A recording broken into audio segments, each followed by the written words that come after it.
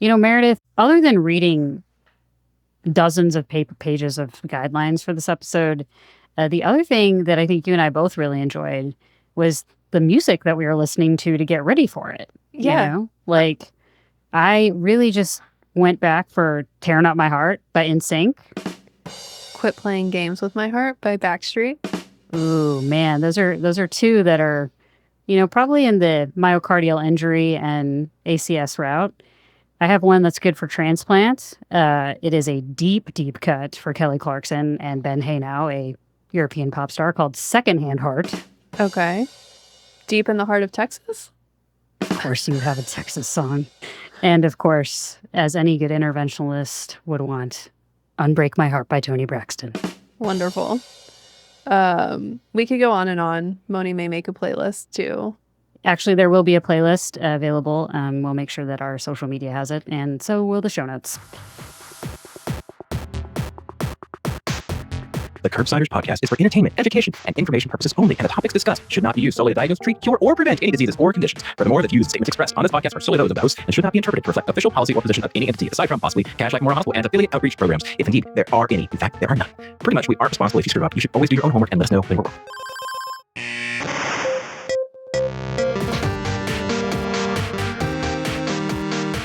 Welcome back to Curbsiders. That's me, Moni.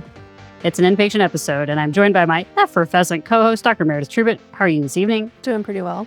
And on tonight's show, we discuss acute coronary syndrome with our wonderful guest, Dr. Sanjeev Francis. And in a moment, I will tell you a little bit more about our guest and the topic. But Meredith, will you please remind the good people in the audience what it is we do on this show?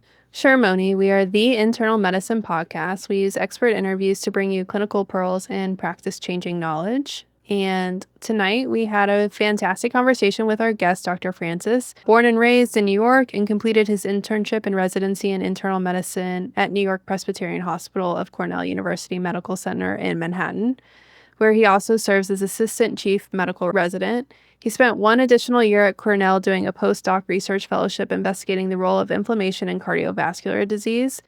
He then completed fellowships in cardiovascular medicine and advanced cardiac imaging at Brigham and Women's Hospital in Boston. Following this, he was on staff at Mass Gen for 6 years, where he was a founding director of the cardio-oncology program. He's also an active member of the Harvard Medical School faculty, and now he is currently at Maine Medical Center as of 2015 and is the director of education for the Maine Health Cardiovascular Service Line and serves as the senior medical director for the cardiology practice. And tonight, Dr. Francis talked a lot about what to do with our coronary CTs, a little bit about myocardial injury, and a little bit of some good pearls on history and physical findings in chest pain. And as a reminder, this and most episodes are available for CME credit for all healthcare providers at VCU Health at curbsiders.vcuhealth.org. All right, Sanjeev, we're so excited to have you today. Before we get started, I always like to kind of make sure that we know the person we're talking to and not just your CV, which we will have read by the time this episode starts. So would you mind by starting by telling us a hobby or interest that you have outside of medicine? Yeah, so I'd say probably my favorite hobby right now is cross-country skiing.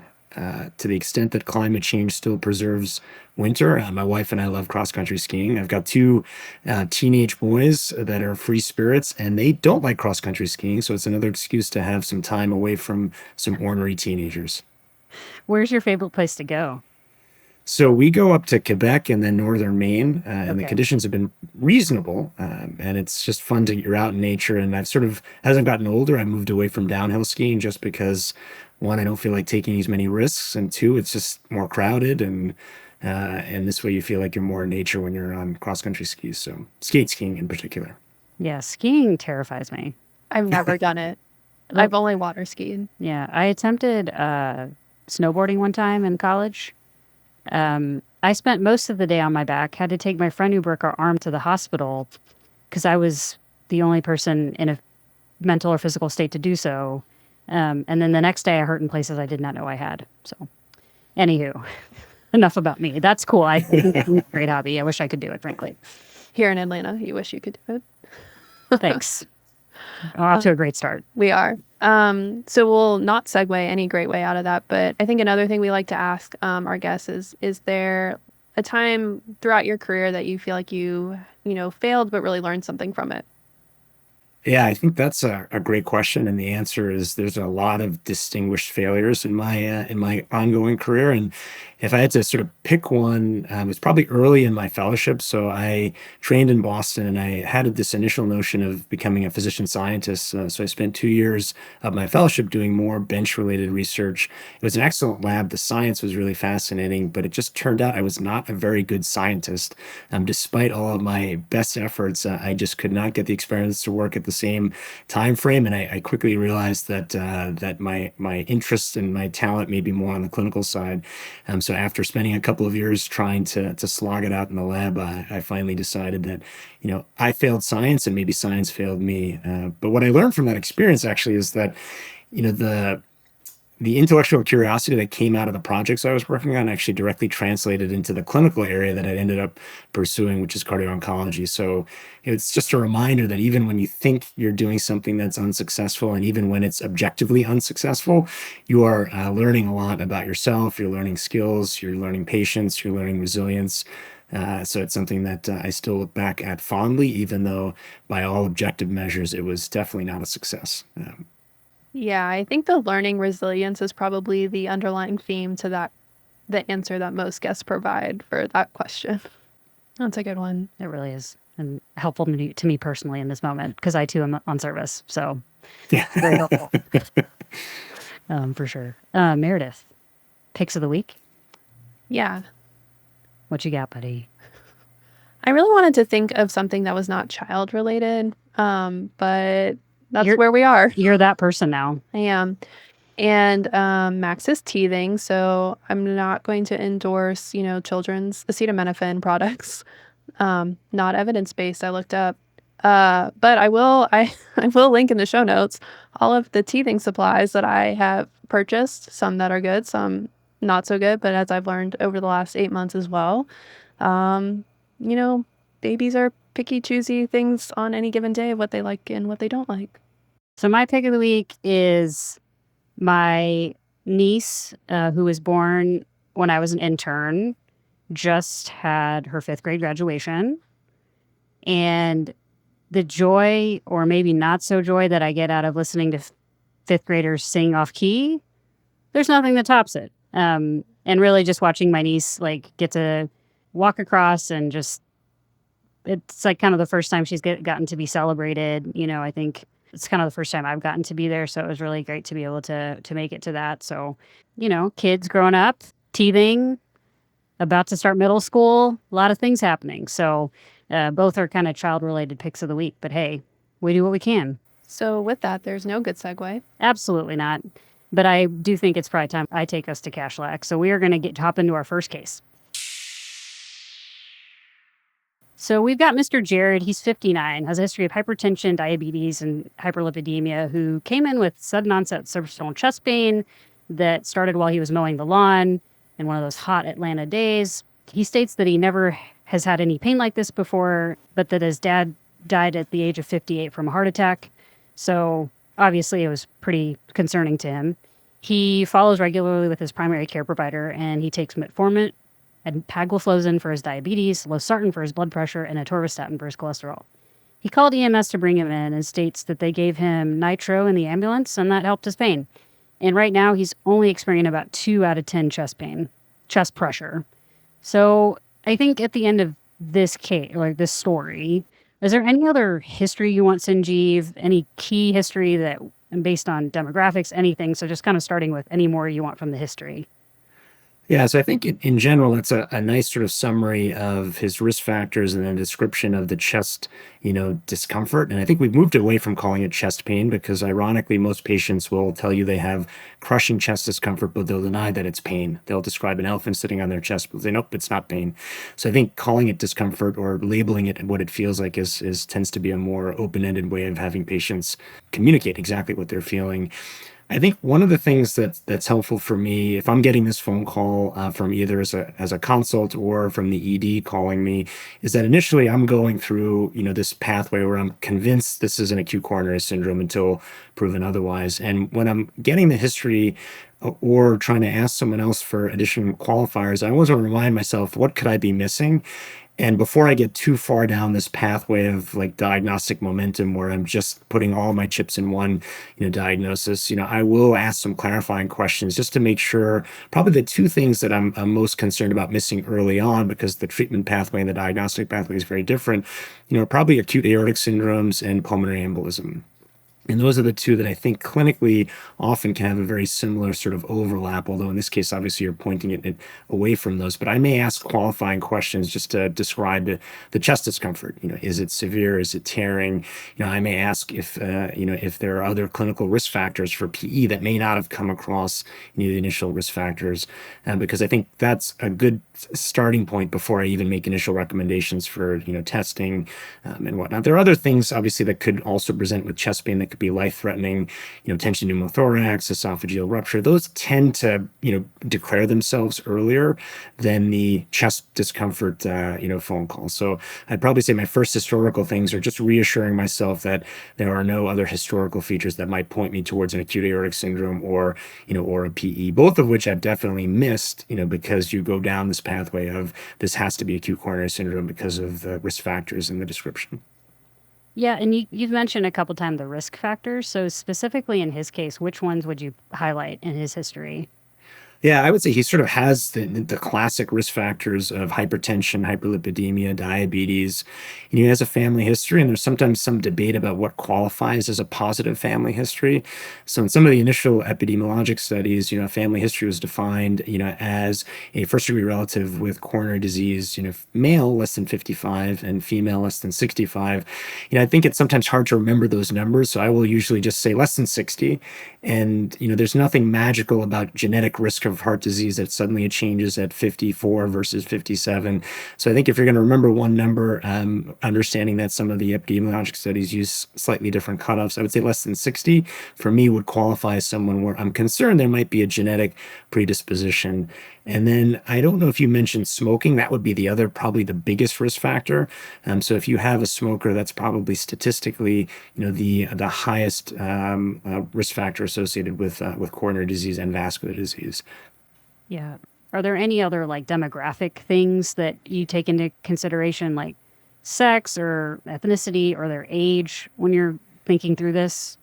Yeah, I think it's a good point, because a lot of the guidelines and the evidence base has certainly shown that, with the same risk factor profile and even with the same symptom presentation, there can be gender biases as far as how patients are treated. There can be biases based on ethnic background. There can be biases based on the primary language spoken. And I've certainly experienced, that where, and either consciously or subconsciously, one of the ways that I try and check myself into thinking, am I going down the right pathway, is you substitute, what may be the more textbook description of coronary disease, which historically had always been, a white middle-aged, male with chest pressure. So if you substitute, that demographic feature for a presentation, of an older, Black female who comes in with chest discomfort, that shouldn't change your pretest probability for coronary disease. But certainly we do know that that gender gap and the gap based on ethnic background exists. It's closing, but it certainly is persistent. So I think it's for me, it's a reminder of taking a pause and then making sure that I'm not going down a pathway that would be different solely on the basis of gender or race. Do you have like a higher threshold because like the way we classically learned is like maybe women would present like with a silent, without the symptoms as much.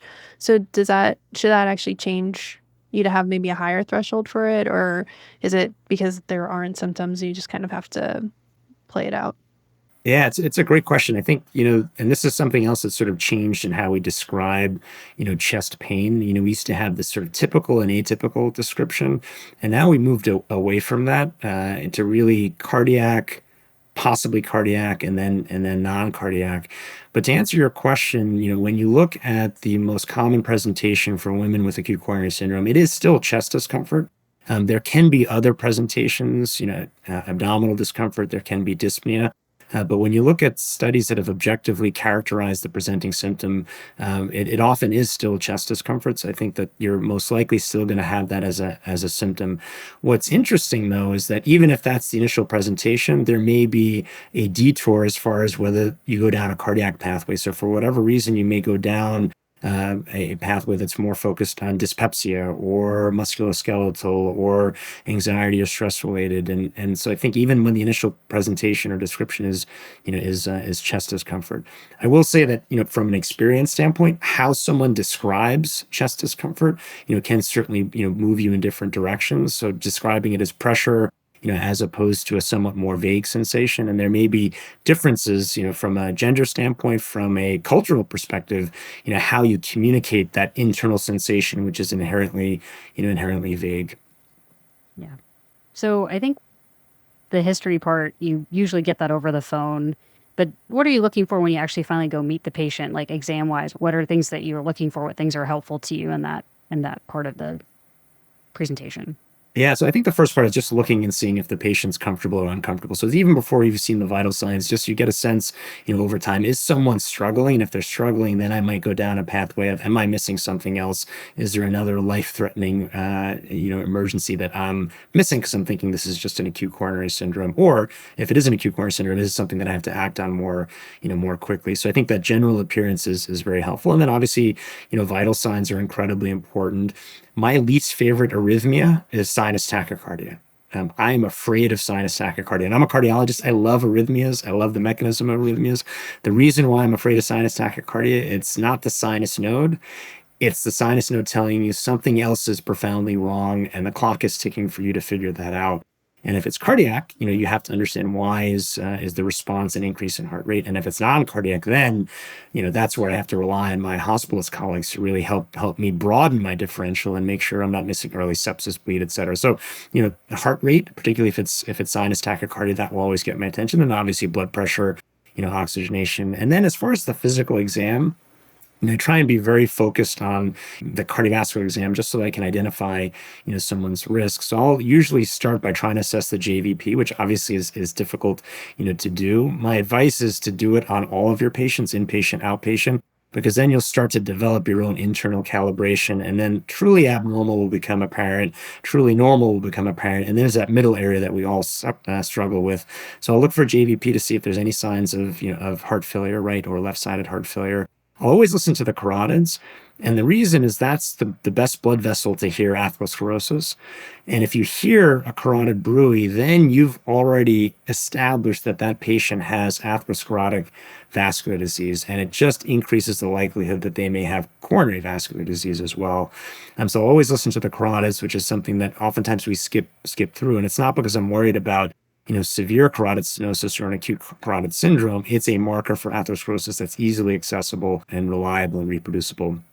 And obviously, I'm listening for heart murmurs. I'm listening for lung sounds. I'm listening for pulmonary edema. I'll listen for abdominal bruits, see if there's any evidence of ascites, and then very quickly get into the peripheral pulses, and then are the extremities warm or cold? Is there any stigmata or peripheral arterial disease?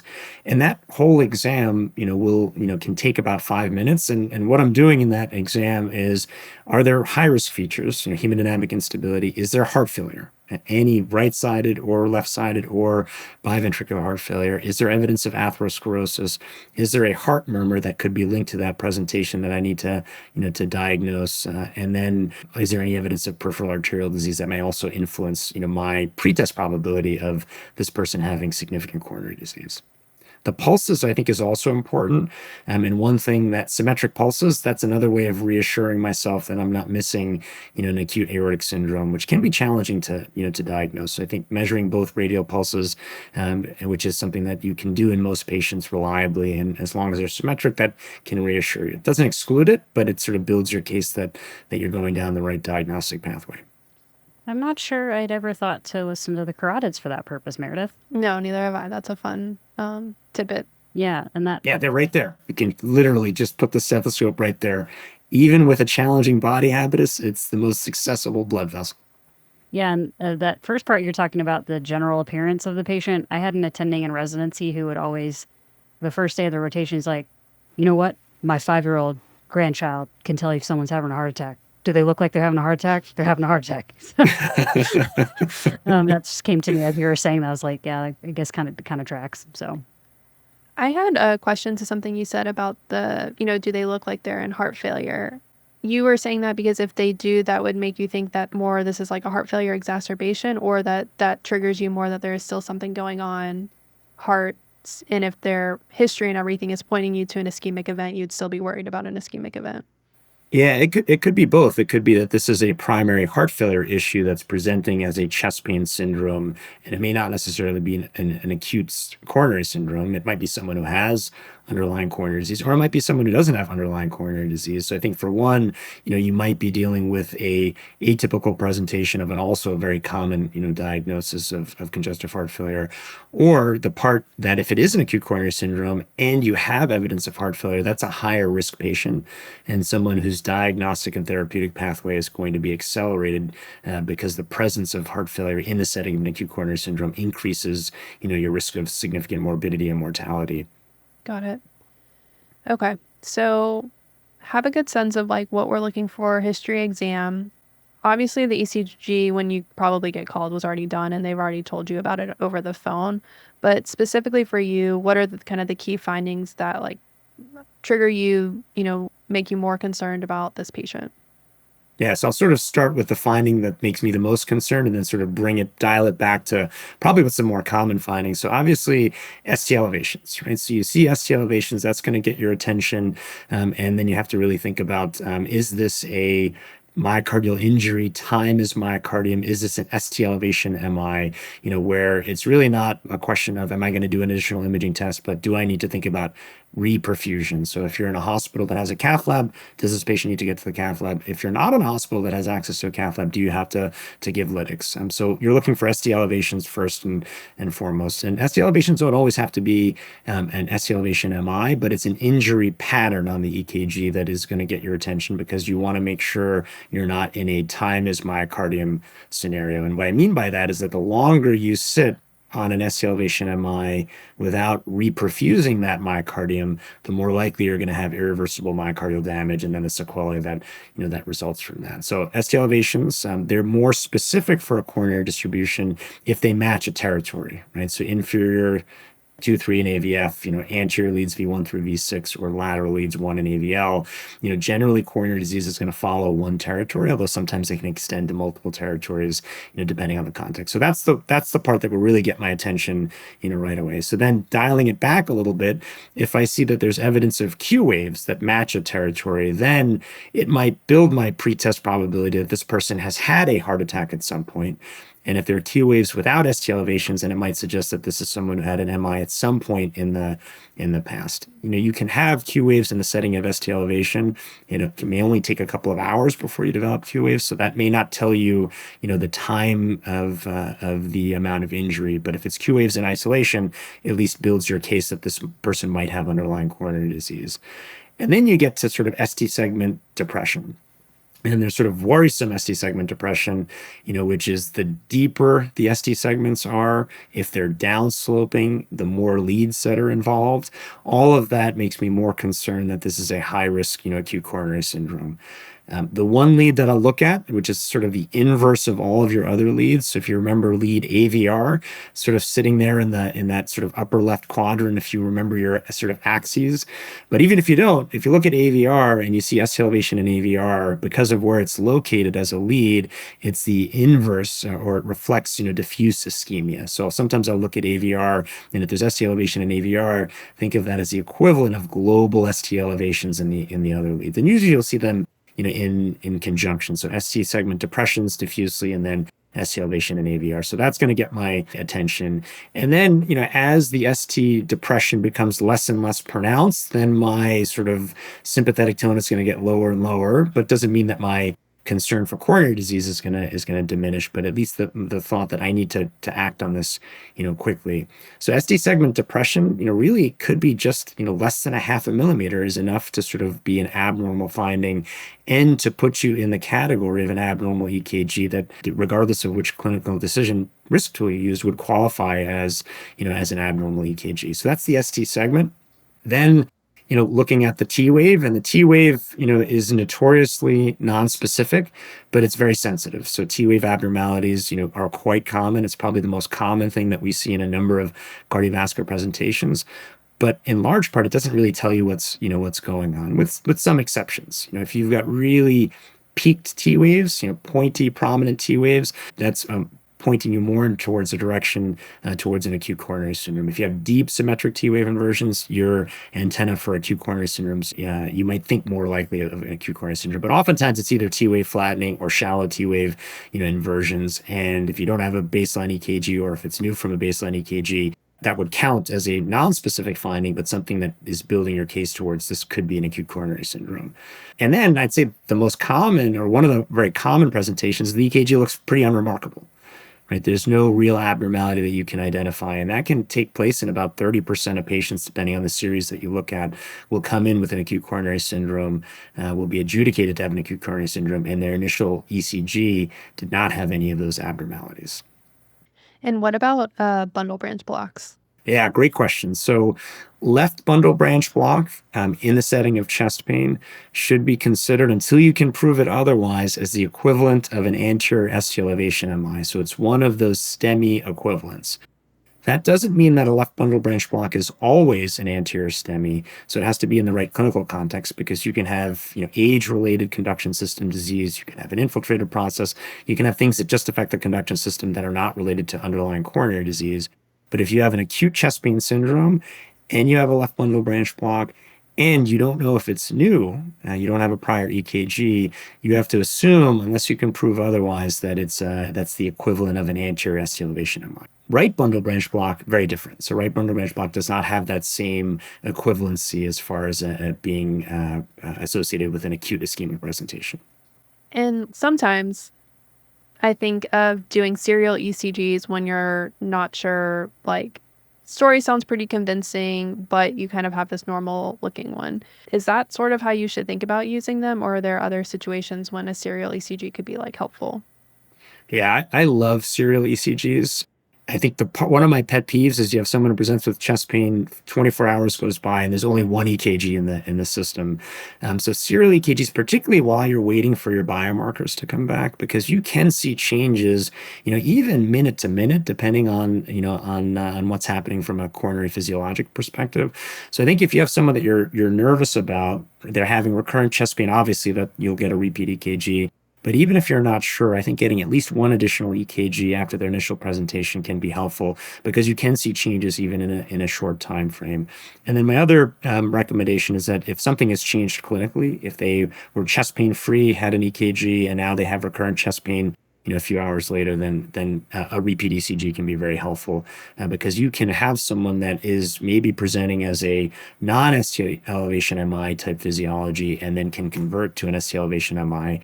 Just based on what the coronary flow looks like. So serial EKGs, that's the one thing I will never get upset about for the residents or students. If I see 8 EKGs, in the chart, then I know someone was concerned, and that's great, because it's a relatively inexpensive and still highly accurate, test. And we order a lot of testing, and I would argue that serial EKGs are not driving up healthcare costs. I think the other common scenario that comes up with the electrocardiograms is, patient has been there before. It actually looks very similar to their priors, but, story is convincing and everything else. How do you kind of think through that? Yeah, I would say that the EKG is a useful tool, and it tends to be very sensitive, but it is not capturing 100% of patients that have acute coronary syndrome. So it's more specific than sensitive, I would say, when you have findings that we just went over, ST segment deviation, T wave abnormalities.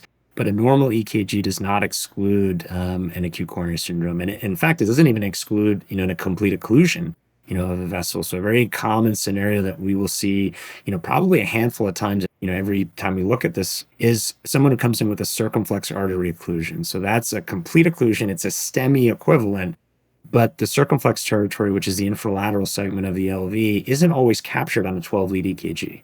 So you can have someone who's literally having a STEMI, complete occlusion of their circumflex, whose 12-lead EKG looks unremarkable.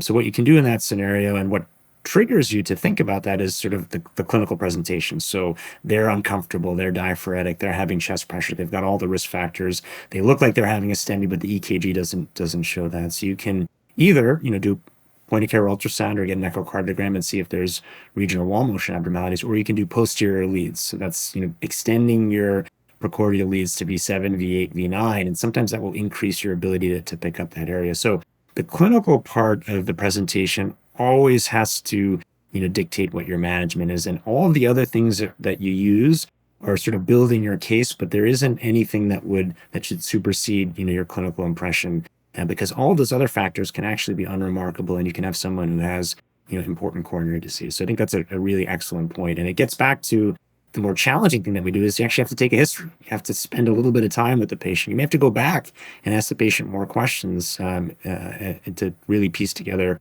what your clinical impression is. Yeah. So I'm impressed we've gotten this far, and now we'll just jump into the troponin question. So the patients here, they've had their troponin drawn, but I'm new at this hospital and they have high sensitivity troponins, which is a completely new thing for me. So can we kind of talk through what that means, what those cutoffs are, and all of that? Yeah, excellent question. So we'll just start with a little background on troponins. So troponins, are part of the regulatory protein apparatus for contraction. And there's different troponins that we use as biomarkers. Troponin I and troponin T are the cardiac specific ones. So the high sensitivity troponin is actually the 5th generation troponin assay. So what that means is that there's just been iterations of this assay, over the years, and we're now at the 5th generation of that assay.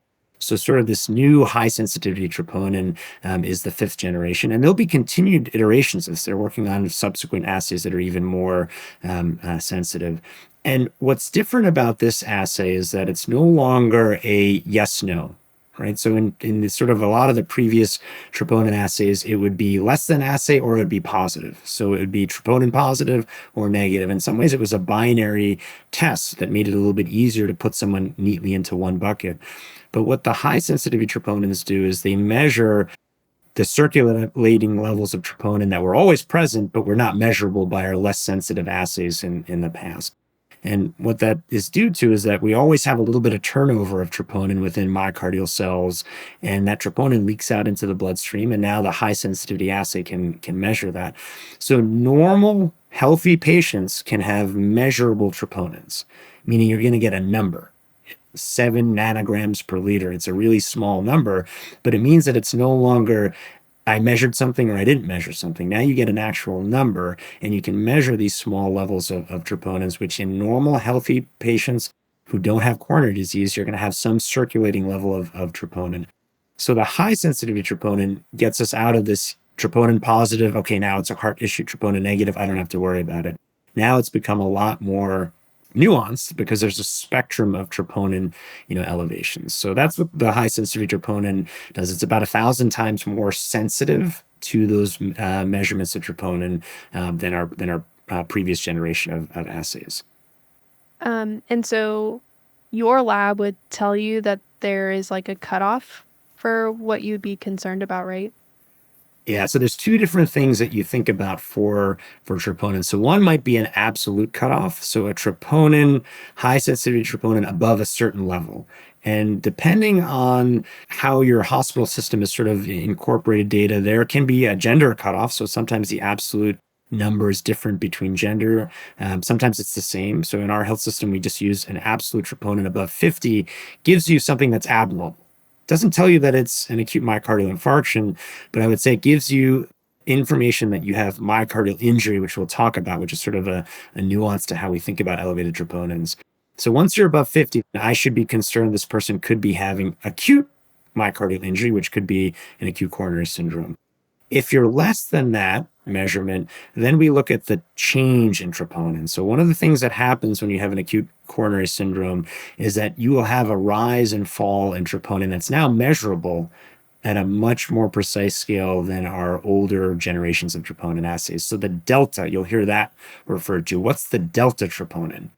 So that's helpful because you can, if you have a rise and fall of a troponin, that can also point you towards someone you should be concerned about for an acute coronary syndrome. And then you may identify people who have a normal troponin, so either measurable or less than the lower limits of, of the assay. So I think that the three buckets that you'll get with the high sensitivity troponin is definitely abnormal. Doesn't mean it's, acute coronary syndrome, but abnormal. In the indeterminate range, where you're looking at the delta, and then the truly normal, which is, less than your assay based on the hospital system, or sometimes even unmeasurable, which is a small, minority of patients, but still some patients who will have an undetectable troponin based on their assay. And just while we're talking about deltas, is there a time limit that delta should be drawn in? I saw different numbers for different places, and so I don't know if that's just the lab you're in that it matters from, or should there actually be a standard? Yeah, it's a great question. And depending on the health system and depending on which sort of guidelines you use, in general, you're checking troponins at a much shorter interval than we did our sort of older generations. So it used to be every 8 hours because it took time to sort of generate that troponin, which meant that, you'd have a positive troponin 8 hours after someone came, which means that their event was happening much earlier, but you're only detecting it later because the test wasn't accurate enough. So now all of the protocols are generally going to be sort of time zero. So someone comes in with a concerning syndrome and then 1 hour or 3 hours. Or some systems will use a 0, 2 hour, and 4 hour protocol. But both of them are several measurements within a couple of hours. So you can be 0, 1, and 3, or 0, 2, and 4 are probably the most common intervals that you're looking for that change in troponin. Okay. Before we keep going, as you were starting this conversation about high sensitivity troponin versus kind of what we used to do, I just want to make sure I understand it correctly. So when you say it's either positive or not, so there really wasn't ranges that we were looking at these old troponins. Is that right? It was just kind of it's either elevated or it's not elevated. Did I understand that? And then now there's all these ranges. I just want to clarify. I don't know if that makes sense. Yeah, it's a good point to clarify because it's not that the absolute number of the prior generation of troponins wasn't important. So a fourth generation troponin of 1,000 is much more myocardial injury than a fourth generation troponin of 0.07, even though 0.07 will be defined as as abnormal. So the scale and the range certainly is important because it does correlate with the amount of injury, whether it's an ischemic injury or some other mechanism of injury. But it was more that you had a number of patients who would be less than assay. So it'd be less than whatever the lower limit of the assay was. So some measurements were less than 0.01, less than 0.04, but you would just see that as being a less than assay. It wouldn't actually give you a number for that person's troponin. And a lot of those patients would eventually get adjudicated to have unstable angina and acute coronary syndromes. And that's what the real advantage of the high sensitivity troponin is that now we have much more precision at this lower scale of myocardial injury. It was always happening. We just couldn't measure it.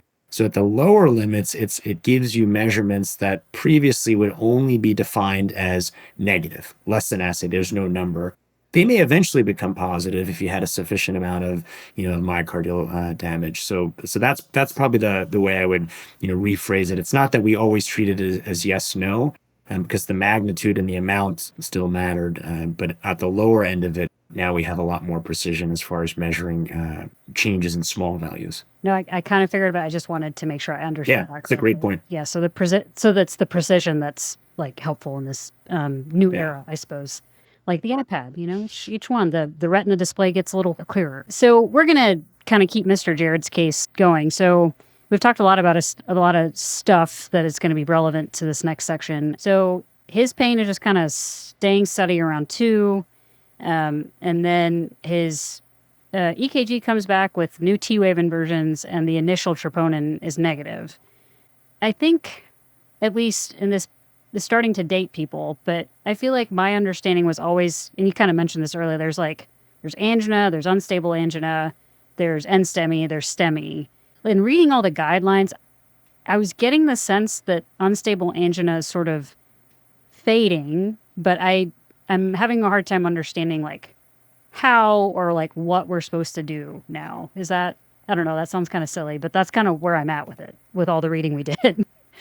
No, it's actually a great observation because there has been some evolution even in how the guidelines sort of help sort of triangulate this. So One way to think about it is, so an acute coronary syndrome, think of it as an unstable coronary blockage. That means that there's some plaque rupture.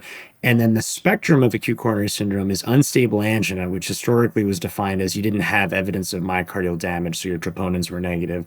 And then you go to non-ST elevation MIs and then ST elevation MIs, all along sort of a continuum of this sort of, plaque rupture. So 2023, European Society of Cardiology put out a nice set of guidelines about acute coronary syndromes. And under that umbrella of acute coronary syndromes is unstable angina all the way up to ST elevation MIs.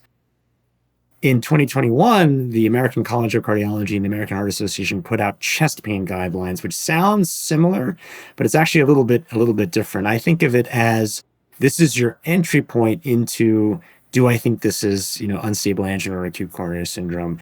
And that's a very different sort of population, because in that population are going to be patients who don't have unstable angina, who don't have an acute coronary syndrome. So you have sort of chest pain guidelines, which are meant to help you appropriately test and make sure you're identifying those patients that are higher risk within that population. And then you have acute coronary syndrome guidelines, which are really based on patients you are now very concerned having acute coronary syndrome, either based on an abnormal EKG, abnormal troponin, or even just a clinical story. And then to compound that, the American College of Cardiology and the American Heart Association have sort of coronary revascularization guidelines, which talk about, when someone goes for cardiac catheterization, who gets revascularized, what should the antiplatelet and antithrombotic regimens be. That's really the bucket of acute coronary syndrome patients. So I think that the way you're asking that question really reflects the fact that the guidelines sometimes, and there's a lot of overlap between that, right? Chest pain guidelines include patients who ultimately, will have an acute coronary syndrome.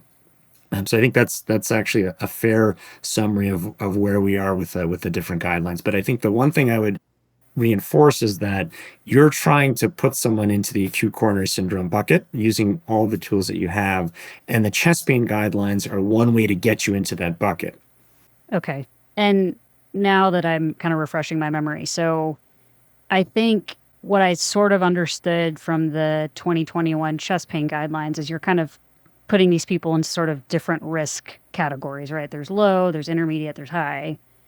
And I guess that helps you kind of determine the next steps, like next diagnostic testing. Is that okay? That's correct. Okay. I think that clarifies that for the most part. Meredith, I feel like we had a long conversation about this before we wrote this question, so. We did, but that actually I think helped, because just for summary for the listeners to enter into Moni and Meredith's head for a second, was that it's confusing when you're reading all of that, but that explains it, because you're going into the low, intermediate, high risk and the chest pain guidelines. If then you do the testing that then puts you into like the ACS bucket, then you're going more to the European guideline, the European 23 guidelines, and the revascularization. Maybe the revascularization guidelines if they then fall into that. So it's kind of like there's supposed to be sequential guidelines addressing people who are coming in at different stages of their acute coronary journey. Is that, yeah. Cool. Yes, agreed. Right. Okay. And some who are not even on that journey at all. The non-cardiac chest pain is a real thing, and the chest pain guidelines help you sort of identify who should even enter into that diagnostic pathway. Great. No, that's really helpful. I feel like my brain worked way too hard, and you answered that in like 2 minutes. So very helpful. Thank you. Okay. So with that, let's talk, I guess, before we go too much into like testing and stuff, like there's a lot of different like risk stratification tools like to use for this person who's coming in with their chest discomfort. The biomarkers, the ECGs, like not demonstrating anything that's like slam dunk for like acute coronary at this point, but definitely has a concerning story. So are there risk stratification tools that you prefer in different scenarios, or do you just stick to one? Yeah, it's a great question. And sometimes these are embedded into health systems. And to be honest, when you compare all the risk scores, they all perform similarly. There's a little bit of nuance as far as what criteria you need. The one that I'd say is probably the most common, at least in the institutions that I've worked with, for that ED patient, is the heart score. And that's probably the one that I'd say is very common. But as you look at other risk scores, TIMI risk score, GRACE risk score, there's the NOTR risk score. There's a couple of others that, in the guidelines you will see they all sort of use the same, basic principle. And it starts with, a history of a chest pain syndrome. And again, when we say chest pain from the standpoint of thinking about an ischemic syndrome, it is all of the chest pain equivalents. So that includes neck or jaw pain that has characteristics that would be consistent with, with angina. It includes dyspnea on exertion. It includes arm pain, both arms. It could even include epigastric discomfort. So you're thinking of, all of the chest pain equivalents as being part of that chest discomfort sort of, history. And I have a history of an abnormal EKG, and then you have, biomarkers. And those are probably the crux of almost all of the heart risk scores. What the heart risk score and the other risk scores do is they're building your pretest probability, right? So if you have cardiac risk factors, obviously your risk of this being a coronary disease presentation is higher, the greater your population risk, population attributable risk is. So I think that's similar to all of the risk tools. The other thing that I'll mention is that if someone comes in without chest pain, they could have a high heart score because they're walking around with a high heart score. So you've got to use the tool for the right patient. Otherwise, you're going to go down a lot of tangents that are probably not going to help the patient. Yeah. And I always find it interesting, the subjective part, specifically for the heart score, how sometimes different providers can rate that slightly differently. But it seems like for the most part, even if that's the only thing that's discrepant, it still typically puts them in like a similar like high risk or intermediate risk like section. So okay, so coming back to Mr. Jared, his heart score was 6, which puts him in the moderate risk category. So for him, how would you triage him? Would you, like, he's in the ER, he's okay to go home, or needs to come in for further testing?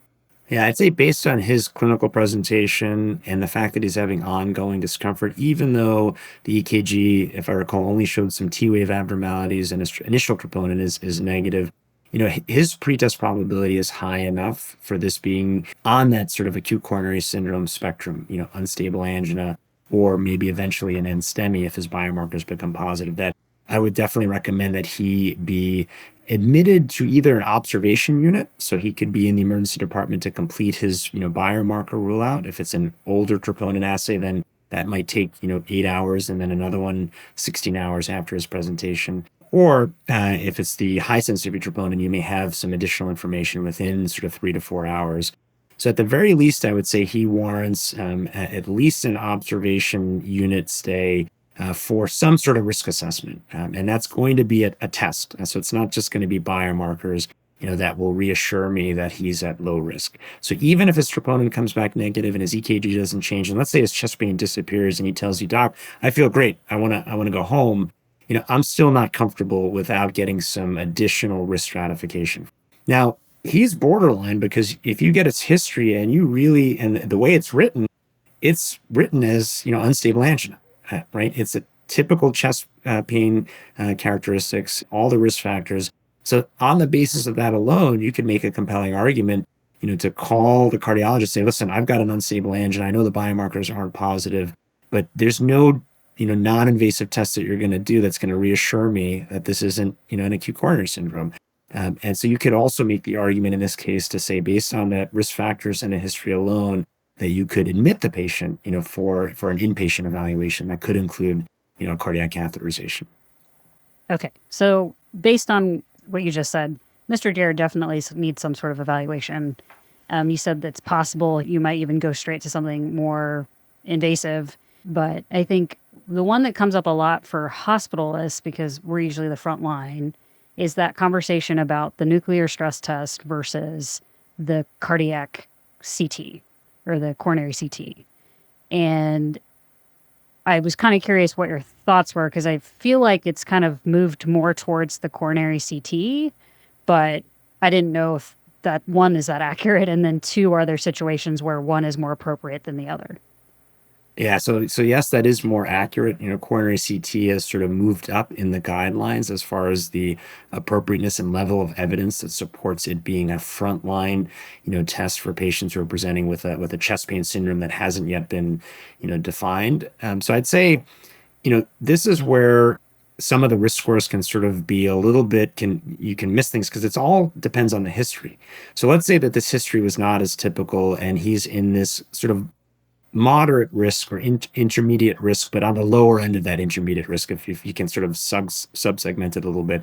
So you think he needs some sort of test, and then you're going down the question of what type of test should we get? Should he get an exercise treadmill test? So just exercise with an EKG and look for ST segment changes. Should he get an exercise test with imaging? Usually that's an exercise stress echo or an exercise nuclear stress test. Some exercise MIBI is the radio tracer that we often will use.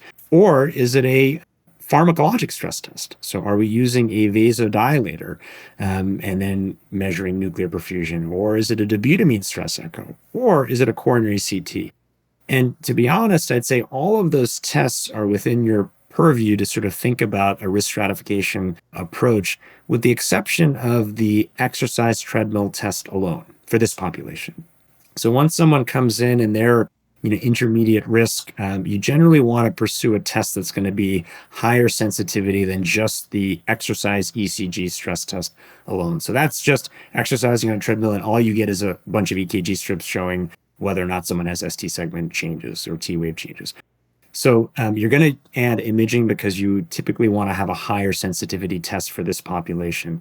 And then it really depends on the patient themselves. My first approach is, can they exercise or not? So if they can exercise, then I'll think, okay, is there a reason why I want to avoid radiation? Is their body habit is such where I think that their echocardiographic images are going to be good quality? And then I might put them in a, exercise stress echo pathway. No radiation, no exercise. I'll get some functional information, which is always helpful when you're trying to prognosticate someone as far as their cardiac risk. If they can't exercise, then I'll think about, is it a vasodilator nuclear stress test? So we'll use adenosine analogs, which is a coronary vasodilator, and then a nuclear radio tracer, and look at myocardial perfusion that way. But then really the newest approach, for many patients is a coronary CTA.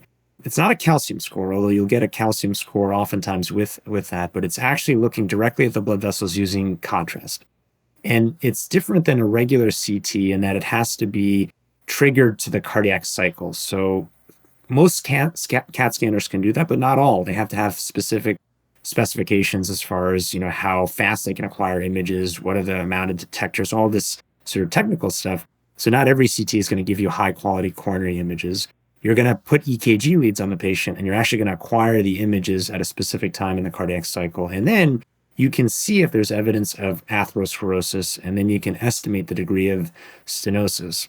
What led to coronary CT sort of advancing in the chest pain guidelines, is what's known as CT-FFR. So the abbreviation of fractional flow reserve.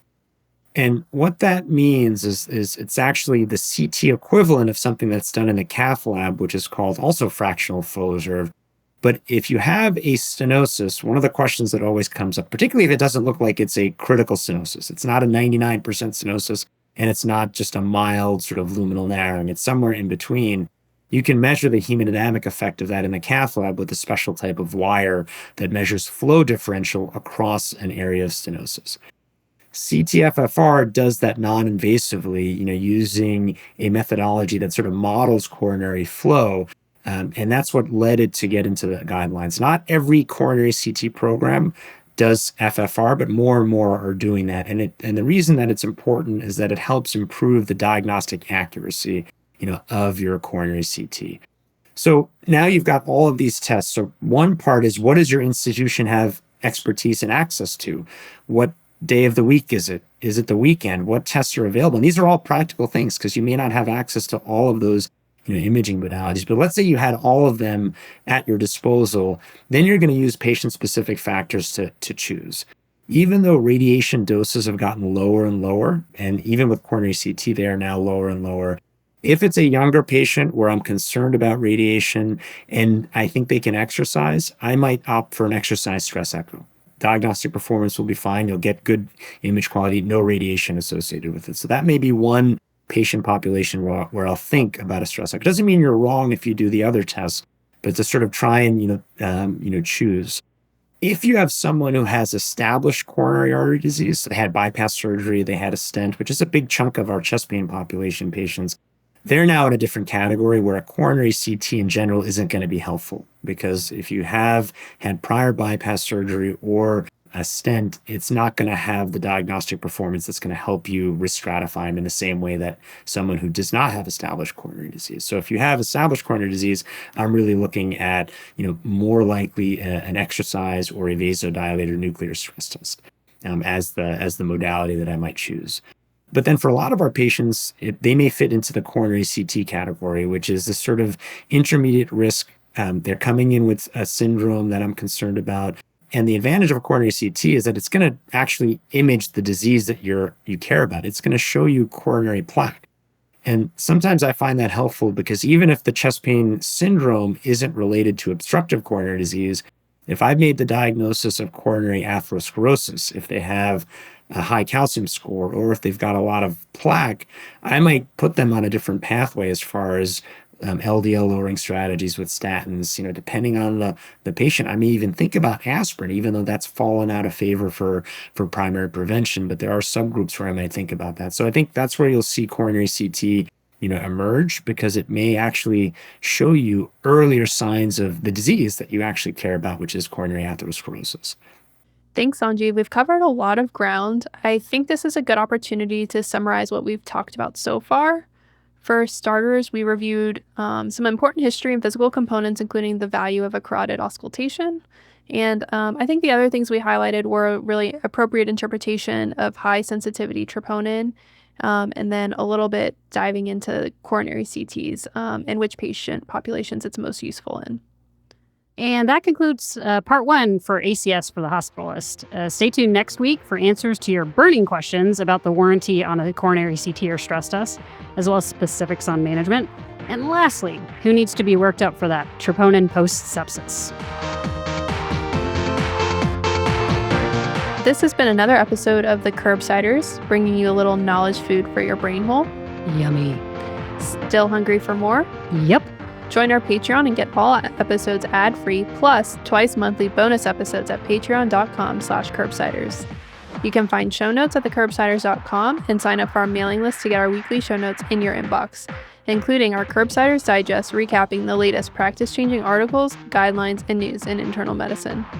We're committed to high-value, practice-changing knowledge, and to do that, we need your feedback. So please email us at askcurbsiders@gmail.com. It also helps when you subscribe, rate, and review the show on YouTube, Spotify, or Apple Podcasts. Reminder that this and most episodes are available for CME credit for all healthcare professionals through VCU Health at curbsiders.vcuhealth.org. And as always, a special thanks to our whole Curbsiders team. Our technical production is done by the team over at Podpaste. Elizabeth Proto runs our social media. Jen Watto runs our Patreon. Chris the Chewman Chew moderates our Discord. Stuart Brigham composed our theme music. And with all that, until next time, I've been Moni Amin. And I've been Meredith Trubit. Thank you and good night.